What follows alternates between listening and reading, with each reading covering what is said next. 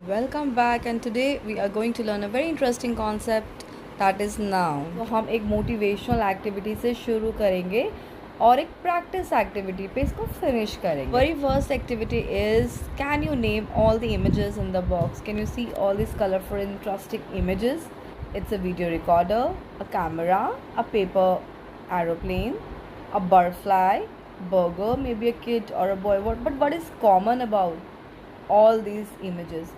इन सब इमेजेस के बीच में कॉमन क्या चीज़ है? That is they all are nouns. ये सब नाउन्स हैं, right? So let's take off and learn singular and plural nouns. So noun can be either singular और प्लूरल. नाउन या तो सिंगुलर हो सकता है या प्लूरल हो सकता है. अभी डिपेंड करता है कि वो एक है या एक से ज़्यादा. If it's single means one, then it's singular. If it's more than one means two, in that case it's plural. Whether we talk about a person, place, thing or any concept.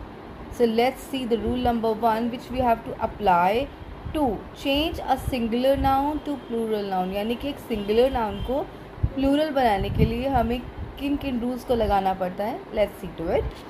So the rule number 1 is you have to add s to pluralize regular nouns. जो हमारे regular nouns होते हैं उन्हें plural बनाने के लिए हमें उसमें सिर्फ s लगाना होता है. For example, camera converts to cameras and cup converts to cups.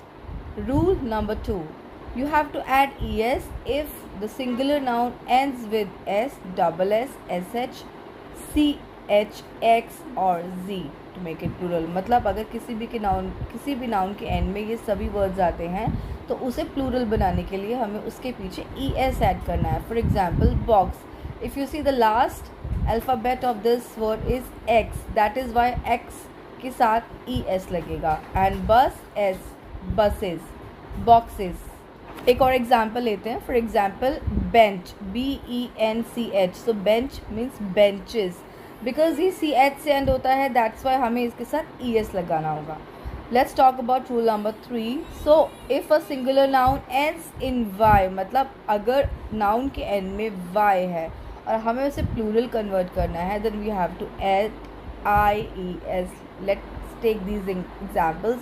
Puppy, so the it ends with Y, so it's will convert to puppy. So Y remove हो जाएगा, वाई की जगह आई ए एस आ जाएगा. बनी, bunnies.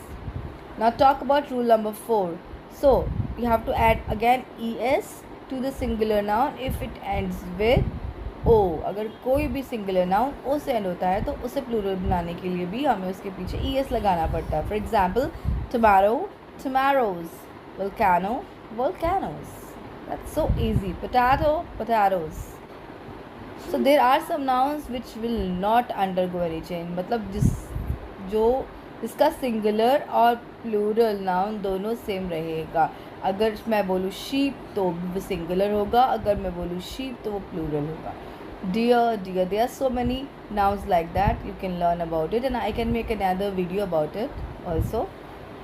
Rule number 6, irregular nouns. There are some nouns जो कोई rules follow नहीं करते. We have to just learn them. Like mouse will be mice. So हमने यहाँ पे कोई एस ई एस या आई ई एस यूज़ नहीं किया, right?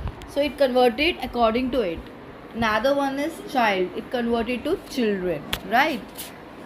Next, so we have one practice sheet here. So let us do it. So if I have to convert girl, we'll convert to girls. It's a regular noun. Book, books.